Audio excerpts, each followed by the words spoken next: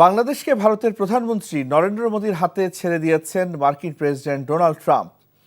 বৃহস্পতিবার ওয়াশিংটনে ভারতের প্রধানমন্ত্রী নরেন্দ্র মোদীর সঙ্গে বৈঠকের আগে এক ভারতীয় সাংবাদিকের প্রশ্নের জবাবে এই কথা বলেন তিনি। তবে এই বিষয়টি নিয়ে ইতোমধ্যেই বিতর্ক তৈরি হয়েছে।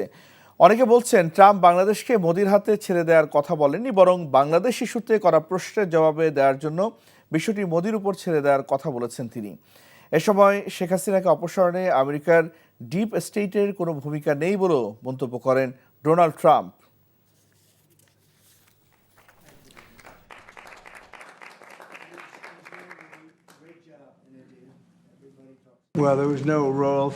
এতে আমাদের ডিপ স্টেটের কোনো ভূমিকা ছিল না। এটি এমন একটি বিষয় যা নিয়ে প্রধানমন্ত্রী দীর্ঘদিন ধরে কাজ করছেন। শত শত বছর তারা কাজ করছে। সত্যি বলতে এ বিষয়ে পড়েছি, তবে বাংলাদেশকে আমি প্রধানমন্ত্রীর উপর ছেড়ে দেব।